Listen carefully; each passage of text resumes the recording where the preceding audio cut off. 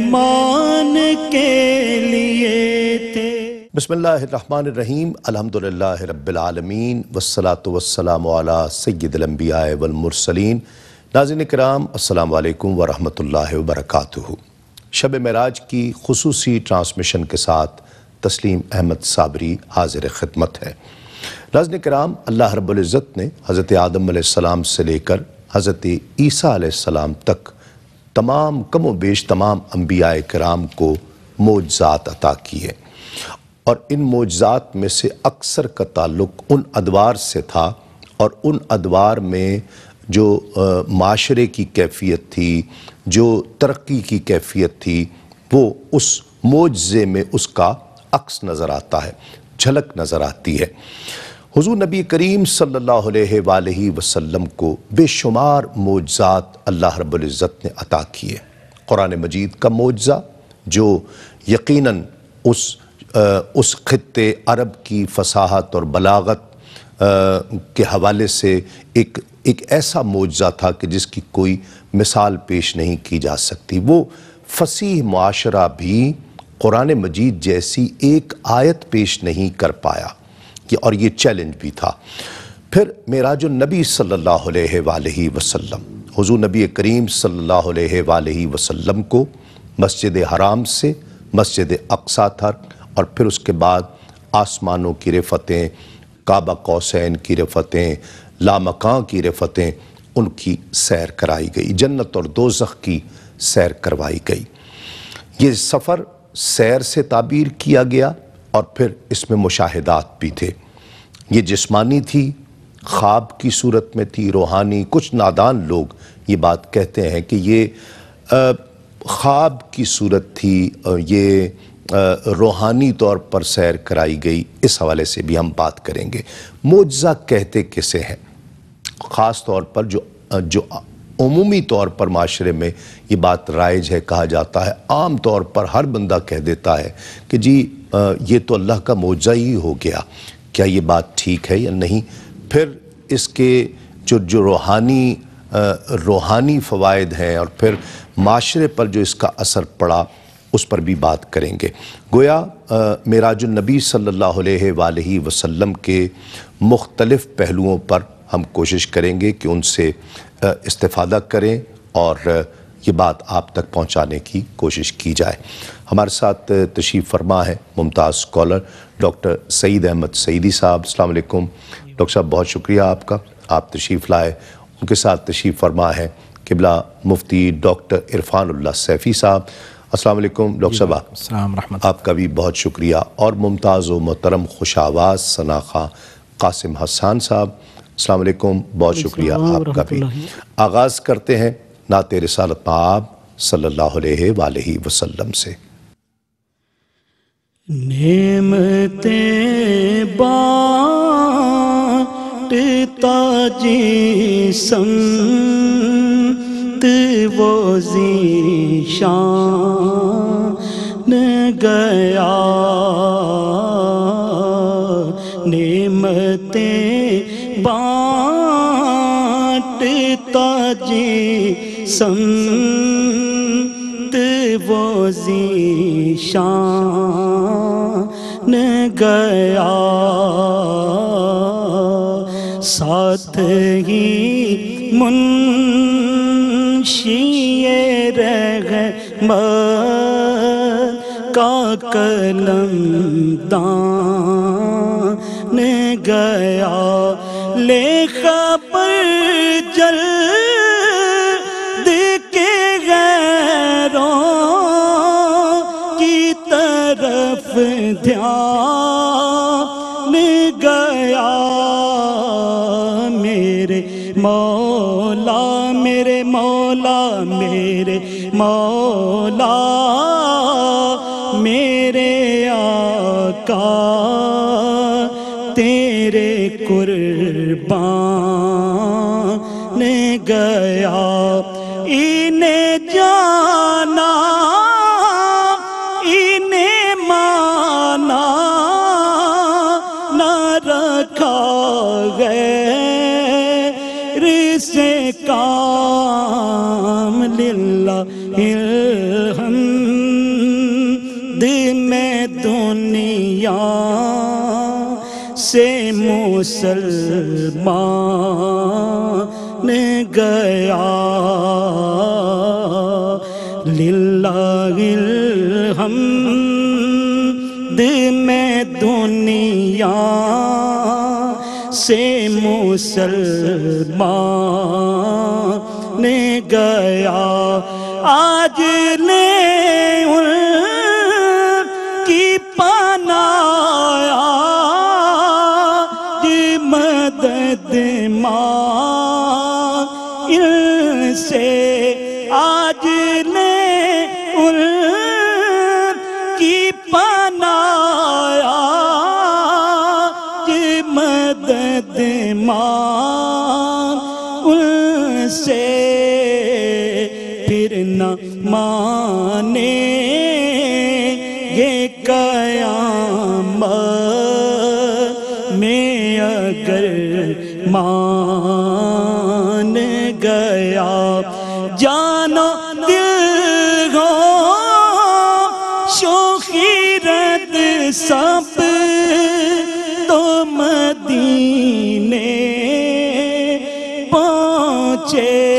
جان و دل ہو شوخی رد سب تو مدینے پہنچے تم نہیں چلتے رضا تم نہیں چلتے رضا تم نہیں چلتے رضا سارا تو سامان گیا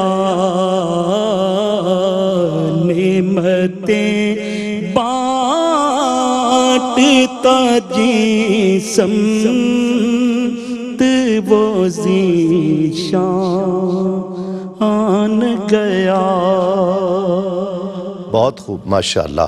ڈاکٹر صاحب آغاز اس مقدس موقع پر ان مقدس ساعتوں میں معراج النبی صلی اللہ علیہ وآلہ وسلم کی برکتوں میں سب سے پہلے تو معجزے کی تعریف، معجزہ کہتے کسے ہیں اور اس کے لیے لازم ہے کہ اتنا وہ حیرت میں ڈال دینے والا ہو اور عقل کو اتنا عاجز کر دینے والا ضروری ہے؟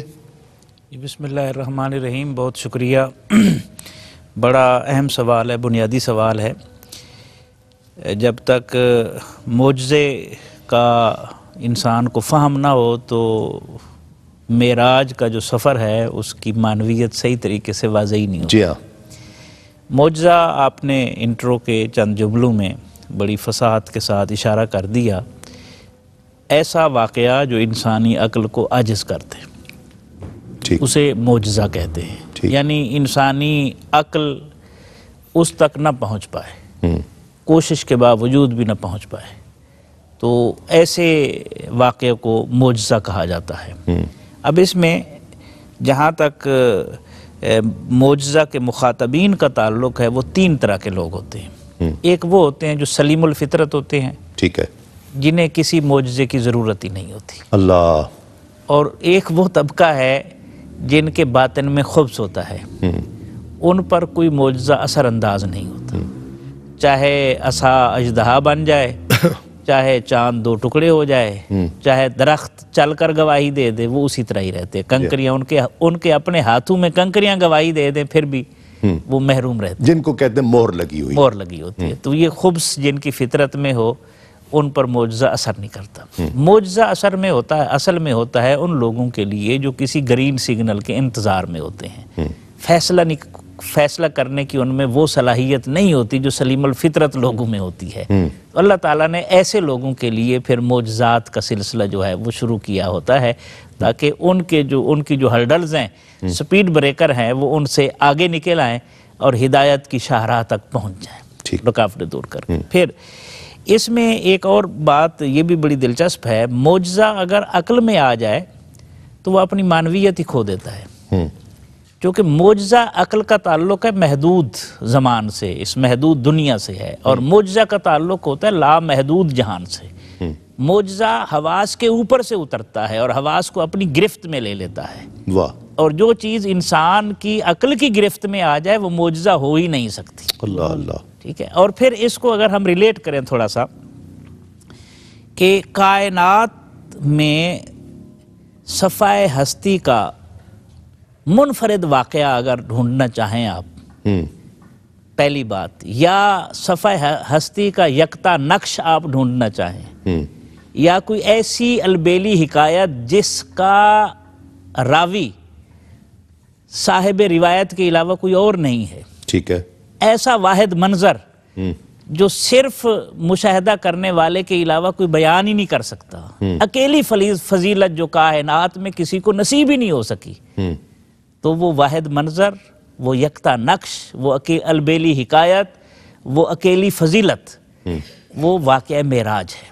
سبحان اللہ۔ اور واقعہ معراج جو ہے اس حوالے سے بھی معنویت رکھتا ہے کہ اس کی اپنی معنویت اور اہمیت ہے، وہ یہ ہے کہ یہ صرف جو ہے رفعتوں کا یا وسعتوں کا احاطہ نہیں ہے، یہ قربتوں کی بھی انتہا کا سفر ہے۔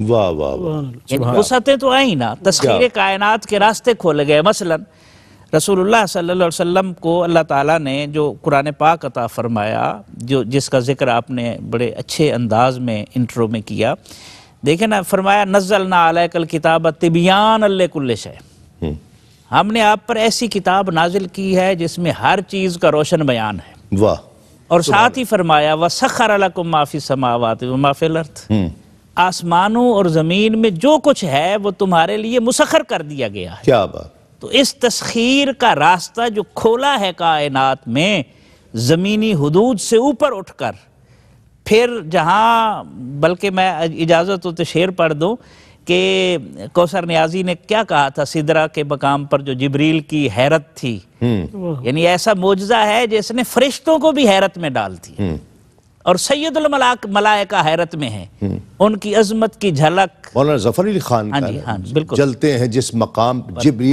جبریل کے قدم، ہاں ایسے ہی ہے، اس کی حقیقتوں کے شناست تو شناسا تمہیں تو ان کی عظمت کی جھلک دیکھ کر معراج کی شب کب سے جبریل کی خواہش بشر ہو جائے۔ ہائے ہائے ہائے، یہ بشریت کی یہ شان ہے کہ سید الملائکہ محو حیرت ہے، تو پھر آگے نورانیت اور پھر حقیقت محمدیہ کی منزلیں ہیں۔ اتنی شاندار گفتگو، اور ابھی موضوع کا آغاز ہوا ہے، اس میں ہم بہت آپ کی دلچسپی کے موضوعات ڈسکس کریں گے کہ، اور جس طرح میں نے کہا چھوٹے چھوٹے سوالات ہم انشاءاللہ اپنے مہمانوں سے کریں گے۔ ایک مختصر سا وقفہ حائل ہے، وقفے کے بعد لوٹتے ہیں اس یقین کے ساتھ آپ کہیں نہیں جائیں گے۔ ناظرین خوش آمدید، شب معراج کا خصوصی پروگرام آپ تسلیم صابری کے ساتھ دیکھ رہے ہیں۔ وقفے سے پہلے ڈاکٹر صاحب نے مختلف پہلوؤں پر روشنی ڈالی اور تسخیر کائنات کا ذکر بھی کیا، معجزہ عقل کو عاجز اور حیران کر دینے والا۔ کچھ ایک دو چیزیں جو میری بھی اور آپ کی دلچسپی کی بھی ہیں، قبلہ مفتی صاحب سے میں جاننا چاہوں گا۔ ایک تو جو کہا جاتا ہے جی یہ تو میں موٹر سائیکل پہ جا رہا تھا تو بس اللہ کا کوئی معجزہ ہی ہو گیا، میں بچ گیا، یعنی یہ کہنا ٹھیک ہے؟ جی، بسم اللہ الرحمن الرحیم، بہت شکریہ۔ لفظ معجزہ کی جو حرمت ہے، جی، اس میں جو قبلہ ڈاکٹر صاحب نے آغاز میں بیان فرمایا، ایک لفظ کی لغوی تشریح ہے۔ معجزہ کہتے اس کو ہیں جو ہماری عقل میں نہیں آ سکتا، عاجز ہے۔ ایک ہماری جو مذہبی اصطلاحات ہیں، ہماری ریلیجس ٹرمینالوجی ہے، ایک اس اعتبار سے معجزہ کی تعریف ہے۔ تو اگر ہم لغت کے اعتبار سے دیکھیں تو ہماری جو اردو ہے اس میں بھی اور عربی میں بھی لغوی طور پر معجزے کا لفظ انہونی بات کے طور پر یا جو چیز ذہن میں نہ آئے اس کے لیے استعمال کیا جا سکتا ہے۔ یعنی جس کی کوئی ریزن ہمارے ذہن میں نہیں آتی، یا وہ ہو نہیں سکتا لیکن ایسا ہو گیا، ما فوق الفطرت کو، ایسی بات ایسی ہو نہیں سکتی، تو ہم اس کو لغوی طور پر معجزہ کہہ لیتے ہیں. جی ہاں. لیکن اصل میں جو ہماری جو مذہبی اصطلاح ہے معجزہ، اور جس حوالے سے ہم بات کر رہے ہیں نبی رحمت صلی اللہ علیہ وسلم یا کسی بھی نبی کے طور پر جو لفظ استعمال ہوتا ہے معجزہ، تو اس کا مطلب یہ ہوتا ہے کہ نبی سے کوئی ایسا خلاف عادت یا خرق عادت، کوئی ایسا کام ہو کہ جس کے ساتھ دعوی نبوت ملا ہوا ہو. تو دعوی نبوت کا ساتھ ہونا وہ نبی کے لیے ہوتا ہے. اور اگر دعوی نبوت نہ ہو اور کوئی نبی کا پیروکار تابع فرمان وہ بات کرتا ہے اور اس سے وہ کوئی خلاف عقل بات ہوتی ہے، تو اس کو ہم کرامت کہتے ہیں. ٹھیک ہے. تو کرامت اور معجزے میں بیسیکلی فرق یہ ہے کہ معجزے کا تعلق نبی کے ساتھ ہے اور اس کے ساتھ دعوی نبوت ملا ہوا ہوتا ہے. ٹھیک ہے. جبکہ دعوی نبوت ملا ہوا نہ ہو اور وہ شخص تابع نبی ہو تو وہ کرامت ہوتی ہے، وہ کسی بھی نبی کا تابع ہو. اچھا، نبی کے علاوہ کسی کے لیے معجزہ کہا ہی نہیں جا سکتا؟ نہیں، ویسے نہیں کہنا چاہیے، اصطلاحی طور پر نہیں کہا جا سکتا. ٹھیک ہے. لیکن ہماری جو یعنی محاورتاً ہم اردو کے اندر بعض اوقات استعمال کر لیتے ہیں اور ہماری کتابوں میں استعمال ہوتا ہے. مطلب اس کو ہم حرام نہیں کہہ سکتے، ہم کہہ سکتے ہیں کہ غیر مناسب ہے، یا کوئی مطلب اس میں زیادہ بہتر یہ ہے کہ نہ کہا جائے. لیکن اگر کوئی کہہ جائے تو اس کو ہم حرام یا اس طرح نہیں کہہ سکتے. ٹھیک ہے. وہ لغوی اعتبار سے ہے. لیکن اصطلاحی طور پر جب لفظ معجزہ ہوگا تو وہ اگر ہم کسی کے لیے استعمال کریں گے تو وہ حرام ہوگا. وہ اگر ہم کسی شخص کے لیے کہیں گے، یا کوئی بھی شخص نبی رحمت صلی اللہ علیہ وسلم کے بعد، اب حضور کے بعد اگر کوئی بھی شخص وہ نبی ہونے کا اعلان کرتا ہے اور کوئی ایسی بات کرتا ہے تو وہ اس کو معجزہ کہنے والا بھی غلط ہے اور وہ شخص تو وہ تو غلط ہے ہی. ٹھیک ہے. تو جو معجزے کا اصطلاحی مفہوم ہے وہ نبی کے ساتھ ہے. اور نبی رحمت صلی اللہ علیہ وآلہ وسلم کے جو بہت سارے معجزات ہیں، اور آپ نے انٹرو میں جس بہت بڑے معجزے کی طرف اور سب سے بڑے معجزے کی طرف اشارہ فرمایا، وہ قرآن مجید ہے. اور وہ قرآن مجید چیلنج تھا اور یہی تھا کہ اب اس کا مقابل کر لیں، لیکن کوئی نہیں کر سکا. اور وہ دعوی نبوت کے ساتھ ملا ہوا تھا کہ میں نبی ہوں اور میں یہ معجزہ لے کے آیا ہوں، اگر تم یہ دعویٰ رکھتے ہو تو کر کے دکھاؤ. اور وہ نہیں کر سکے اور اس سے عاجز آ گئے. تو یہی معجزہ ہوا جس نے ان کی عقلوں کو بھی حیرت میں ڈال دیا، اور وہ عملی طور پر باوجود اس کے کہ وہ اہل زبان تھے اور ان کو اپنی فصاحت و بلاغت پر ناز تھا اور وہ فخر کرتے تھے، خود کو عربی اور باقیوں کو اجمی کہتے تھے، لیکن پھر بھی قرآن کی ایک آیت بھی نہیں بنا سکے. یقیناً. ڈاکٹر صاحب، جو تسخیر کائنات کا آپ نے اشارہ دیا تھا، میں چاہتا ہوں اس کی مزید وضاحت کی جائے. اب اس دور میں یہ بات کسی حد تک آج کا انسان سمجھ سکتا ہے کہ جی ہم چند گھنٹوں میں دنیا کے ایک کونے سے دوسرے کونے میں پہنچ جاتے ہیں، لیکن اس دور میں نبی کریم صلی اللہ علیہ وآلہ وسلم نے اس تسخیر کے دریچے کھولے کہ کنڈی ہلتی رہی، بستر گرم رہا، پانی چلتا رہا، اور یہ سفر جو ہے وہ نہ جانے کتنے زمانوں کا ہے جو زمین پر ایک لمحے کے لیے ہے. تو یہ اس دور میں تو انتہائی حیرت انگیز ہے. جی، بڑا اہم سوال ہے. دیکھیں، تسخیر کائنات نبی کی بعثت کے ساتھ جڑی ہوتی ہے. ٹھیک. ہر نبی اور رسول علیہ السلام جس دور میں آیا ہے، اس دور میں ممکنہ طور پر جو چیزیں تسخیر کی جانی چاہیے تھیں وہ کر دی گئی، جو تقاضا تھا. جو تقاضا تھا. ٹھیک ہے. مثلاً حضرت داؤد علیہ السلام کے دور میں لوہے کی صنعت پیک پر تھی. ٹھیک. تسخیر کر دیا گیا، وہ ہاتھوں کے ساتھ لوہے کو موڑتے جاتے تھے اور وہ بنتا جاتا تھا. اچھا، حضرت سلیمان علیہ السلام کے زمانے میں جنات کا غلغلہ اٹھا اور اس کے اثرات تھے، ان کے لیے یہ چیزیں مسخر کر دی گئی، اور ان کے لیے تخت جو بغیر فیول کے جناب اڑے جا رہا ہے. ٹھیک ہے. اور انہی کے دربار میں بیٹھا ہوا شخص جو ہے وہ تخت بلقیس لا کر قدموں میں رکھ دیتا ہے. یہ 1 سیکنڈ کے 124ویں حصے سے بھی کم وقت میں وہ لایا. اللہ. پنجاب یونیورسٹی کے سائنسدان تھے ڈاکٹر فضل کریم، ان کی کتاب ہے قرآن حکیم اور قرآن اور جدید سائنس، اس میں انہوں نے باقاعدہ کیلکولیٹ کیا ہے. اور ہماری نئی نسل کو وہ کتاب پڑھنی چاہیے. انہوں نے یہ ساری چیزیں، سارے معجزات اور کرامات جو قرآن میں آئے ہیں، انہوں نے سائنسی حوالے سے بیان کی ہیں. ٹھیک ہے. ٹھیک ہے. جہاں تک تسخیر کائنات کی بات ہے، اچھا، اس کے بعد موسیٰ علیہ السلام کو دیکھ لیں، جادو کا زور تھا. عیسیٰ علیہ السلام کے دور میں طب کا زور تھا. نبی رحمت صلی اللہ علیہ وسلم کو جو ہما جہتی معجزات دیے گئے ہیں، ہما جہتی میں کہہ رہا ہوں، ایک طرف علم کا معجزہ ہے چونکہ علم کی کوئی سرحد نہیں ہے، اللہ اللہ اللہ، دوسری طرف تسخیر کائنات کا ہے چونکہ آپ خاتم النبیین ہیں، تو خاتم النبیین ہونے کے حوالے سے ضروری تھا کہ کائنات سے متعلقہ جو امور ہیں، تسخیر کائنات سے متعلقہ امور، وہ واضح کر دیے جائیں۔ اب قرآن کے علم سے آگے کچھ بڑھ نہیں سکا، آپ نے جس طرح انٹرو میں فرمایا فصیح اللسان قسم کے لوگ تھے، لیکن قرآن کی مثال نہیں لا سکے، اور آج تک یہ چیلنج جو ہے وہ باقی ہے، اور ہزار حربے کرنے کے باوجود بھی قرآن پاک میں کوئی خامی نہیں ڈھونڈ سکتے۔ اللہ اکبر۔ اچھا، اللہ نے یہ نہیں فرمایا یہ وہ کتاب ہے جس میں شک نہیں کیا جائے گا، اللہ نے فرمایا شک ہے ہی نہیں، ذالک الکتاب لا ریب فیہ۔ واہ واہ واہ، کوشش کرنے کے باوجود بھی ہمیشہ خائب و خاسری ہوں گے، ٹھیک ہے، یہ اللہ نے پہلے فرما دیا۔ اچھا، پھر اس میں تسخیر کائنات کے حوالے سے جو دلچسپ پہلو ہے، دو چیزیں بڑی اہم ہیں اس حوالے سے، ایک نظریہ اضافیت ہے، آئنسٹائن والا، ریلیٹیوٹی جسے کہتے ہیں، اور دوسرا ٹائم اور سپیس کا پہلو ہے۔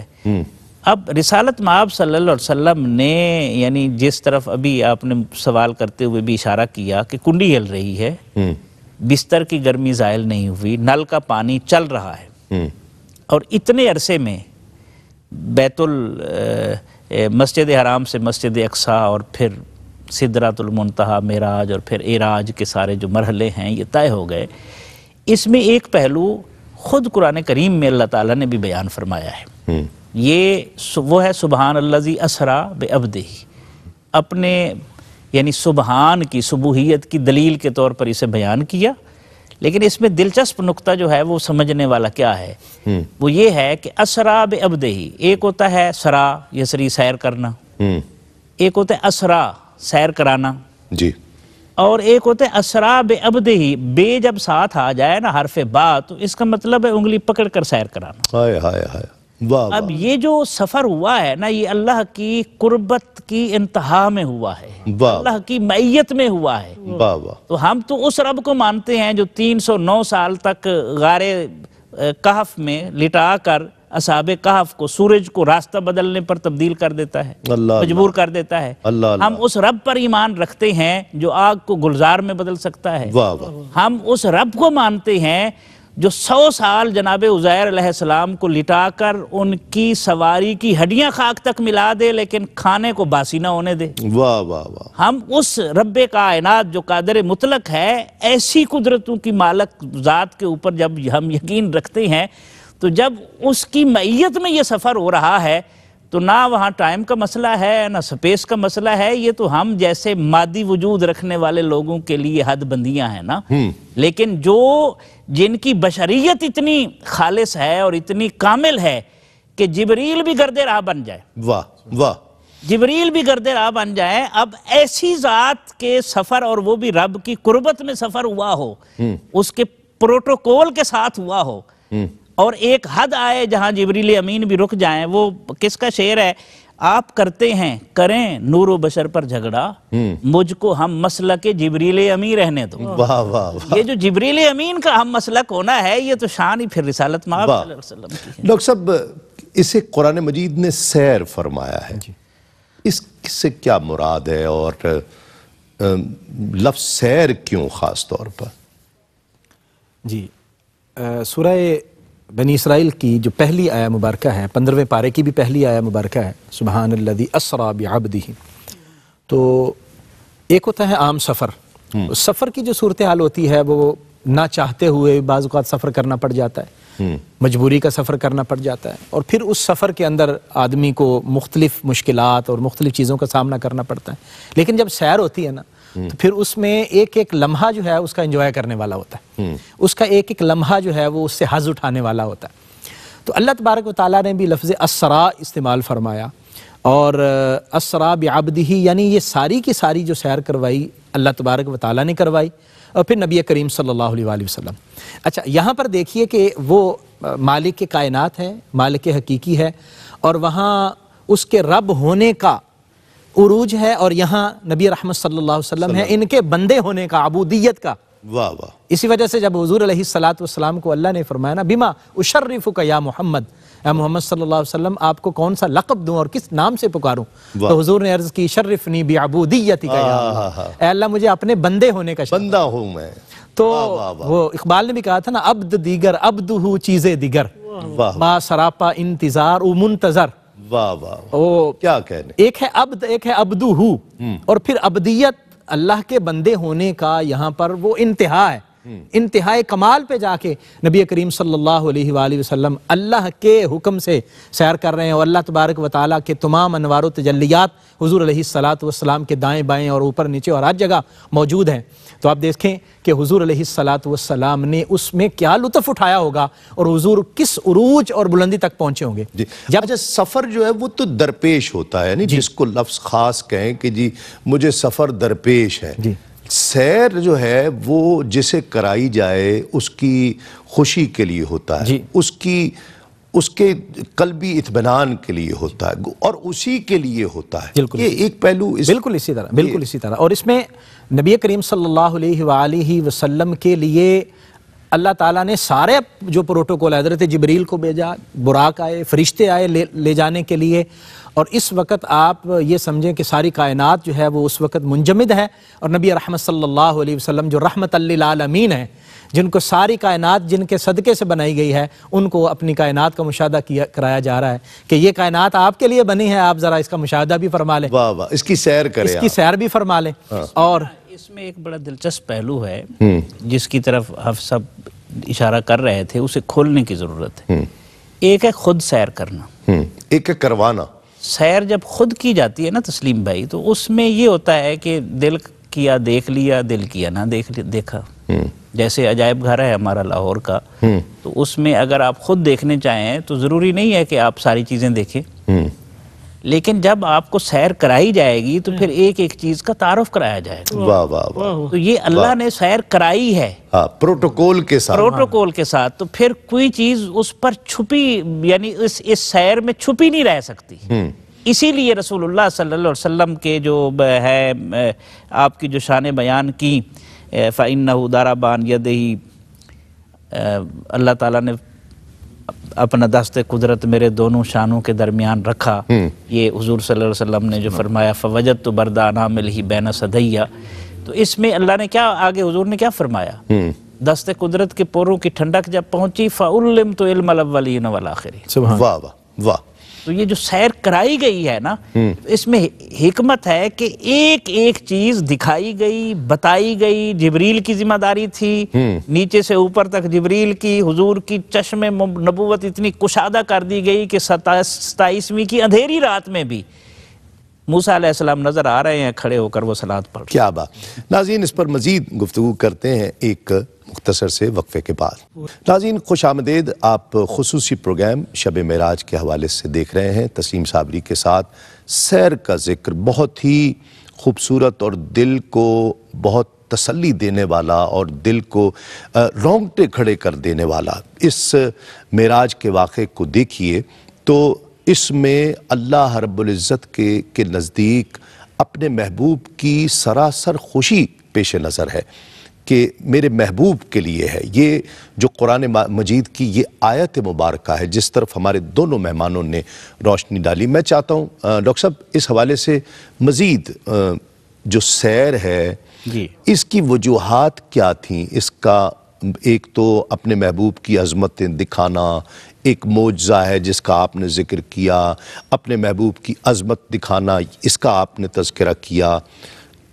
ہر معجزے کی کوئی وجہ بنتی ہے. جو رجت شمس ہے ہم دیکھتے ہیں یا شق القمر ہے خاص طور پر، وہ باقاعدہ فرمائش کی گئی. تو یہ اس کی کوئی فرمائش تھی کیا باقاعدہ کوئی؟ جی ظاہری طور پر تو ایسے کوئی دلائل نہیں ملتے کہ جس میں نبی کریم صلی اللہ علیہ وآلہ وسلم نے کوئی ظاہری تقاضا موجود ہو. ٹھیک ہے. ہم اس حوالے سے کہہ سکتے ہیں کہ راز و نیاز کی وہ باتیں ہیں تو وہ ہوئی ہوں گی. وہ جس طرح معراج کے واقعے میں بھی بیان کیا جاتا ہے فَأَوْحَا إِلَىٰ عَبْدِهِ مَا أَوْحَا، اللہ نے اپنے محبوب سے باتیں کی جو کی وہ مالک جانے اور وہ محبوب جانے. اور پھر حضور یہ بھی فرماتے ہیں لی مع اللہ وقت میرا اللہ کے ساتھ ایسا وقت ہوتا ہے کہ جس میں کوئی مقرب فرشتہ اور کوئی نبی مرسل بھی اس ہم دائرے کے اندر پار نہیں مار سکتا. واہ. یہ اللہ کے ساتھ حضور کی خصوصی راز و نیاز کی چیزیں ہیں. سبحان اللہ. ظاہری طور پر اگر ہم دیکھیں اور جس کو اہل سیر نے ذکر کیا اور کتب کے اندر اس کا ذکر ہے، نبی رحمت صلی اللہ علیہ وآلہ وسلم کی جو مکی زندگی ہے وہ مشکلات سے لبریز ہے. قدم قدم پر مشکلات ہیں، اور آپ کے جو عزیز و اقارب سگا چچا ہے وہ سکی چچی آپ کو پریشان کرتے ہیں، تنگ کرتے ہیں، آپ کے قدموں کے نیچے کانٹے بچھاتے ہیں، لوگ پتھر مارتے ہیں، نعوذ باللہ، حضور صلی اللہ علیہ وسلم کو پریشان کرتے ہیں. اور خاص طور پر طائف کا جو مرحلہ ہے اس کو دیکھے تو رونگٹے کھڑے ہو جاتے ہیں کہ اس رحمت للعالمین نبی نے ان کے لیے جو ہے وہ ان کے خلاف دعا بھی فرمانا گوارا نہیں فرمایا، جبکہ فرشتہ آ کے کہتا ہے کہ وہ سارا کچھ حضور نے اپنے سر پر لیا، اور وہ مالک ہے، وہ دیکھ رہا ہے کہ میرا محبوب کس قدر رحمتوں کا مظاہرہ کر رہا ہے. واہ. تو دوسری طرف نبی رحمت صلی اللہ علیہ وسلم کی محبوب بیوی جنہوں نے ہمیشہ حضور کو تسلی دی اور حضور علیہ الصلوۃ والسلام کی پریشانی میں حضور کے ساتھ کھڑی رہیں، حضرت ام المؤمنین سیدہ طیبہ طاہرہ خدیجۃ الکبریٰ رضی اللہ تعالی عنہا، اور حضور کے محبوب چچا حضرت جناب ابو طالب آپ وصال فرما چکے ہیں. سیدہ خدیجہ بھی وصال فرما چکی ہیں اور حضرت ابو طالب کا بھی وصال ہو چکا ہے.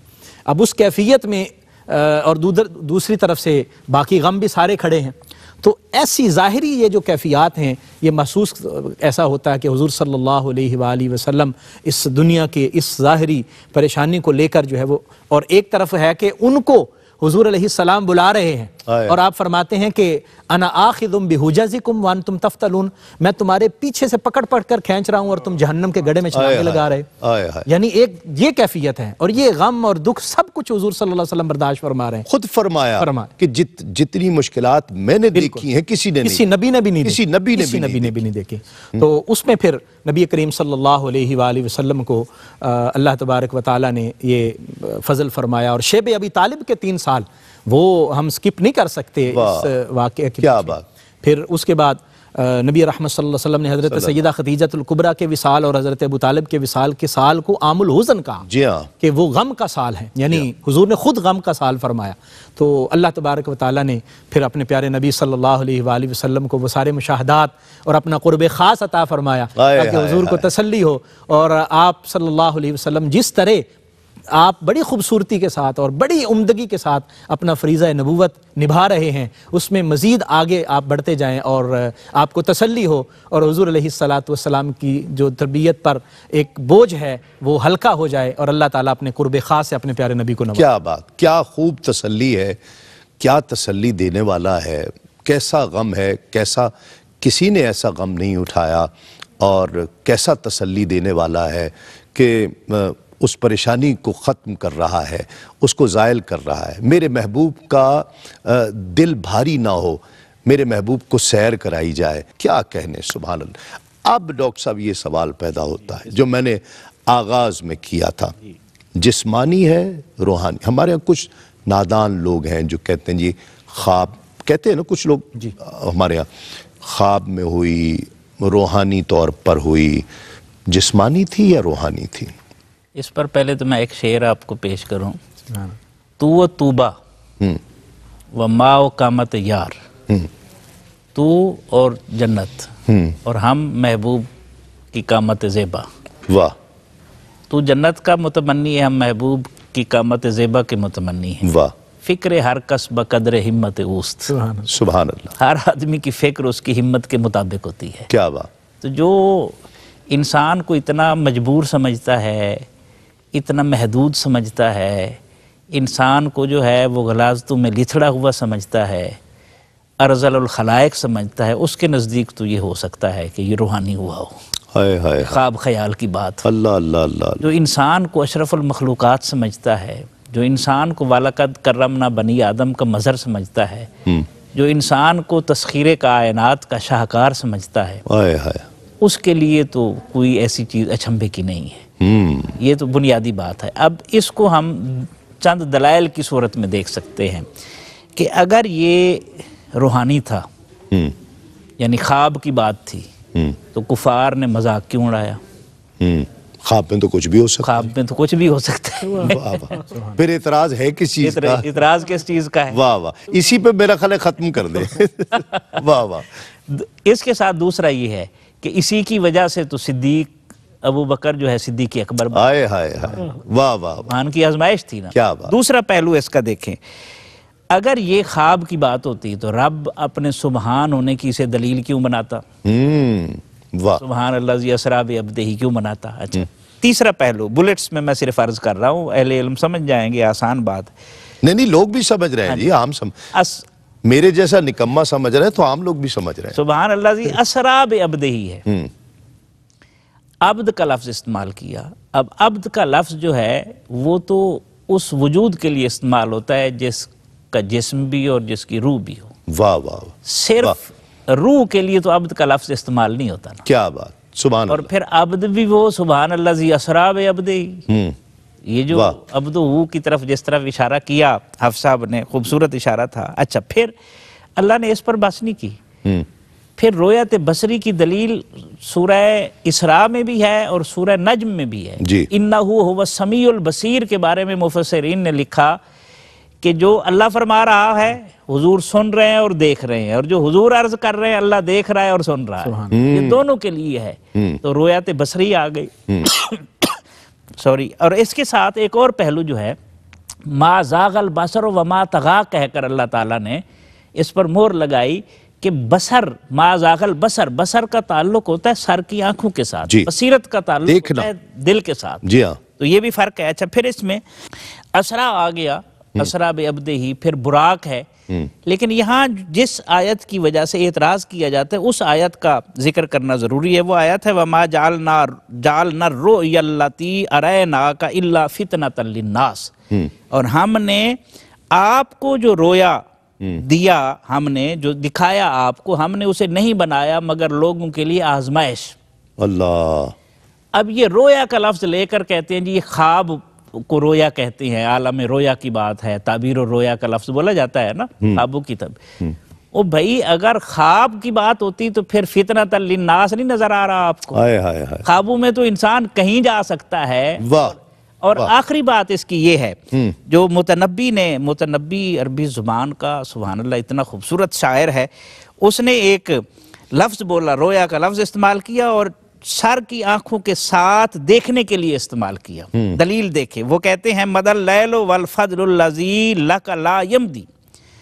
رات ختم ہو گئی لیکن تیرا جو فضل ہے وہ ختم نہیں ہوا. واہ. آگے سن، وہ رؤیا کا احلا فی العیون من الغمدی. اور آپ کا جو دیدار ہے نا، آپ کو جو سر کی آنکھوں کے ساتھ دیکھنا ہے، یہ نیند سے بھی زیادہ پیارا ہے. واہ کیا بات ہے. بہت خوب. ڈاکٹر صاحب نے تو انبار لگا دیے دلائل کے کہ یہ جسمانی ہی ہے، اور قرآن سے، قرآن اور حدیث سے لطف آ گیا ماشاءاللہ. آپ جیسے ہی بزرگوں سے ہم نے یہ بھی سنا ہے کہ جسمانی ہے، 100% جسمانی ہے، کہ آسمانوں کو بھی آقا علیہ السلام کی زیارت کے شرف سے مشرف کرا دیا جائے، آقا علیہ السلام کی قربت انہیں بھی عطا فرمائی جائے. تو یہ اس لیے بھی ایک جسمانی ہونے کی ایک دلیل ہے یہ کہ آسمان بھی زیارت کریں. زمین دیکھ رہی ہے، زمین تو آقا کو آسمان کا بھی ذرہ ذرہ دیکھے کہ ہمارا محبوب آیا ہے. بہت شکریہ مہمانوں کا ہمیں جوائن کیا. ایک وقفے کے بعد انشاءاللہ ہمیں دیگر مہمان جوائن کریں گے اور یہ نشست جاری رہے گی، یہ پروگرام جاری رہے گا. کلام شامل کرتے ہیں قاسم حسان. بسم اللہ. وہ سرور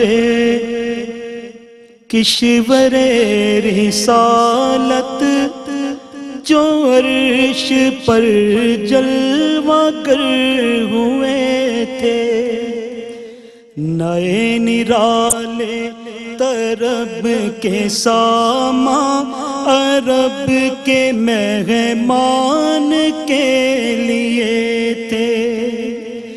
اتار کر ان کے رخ کا صدقہ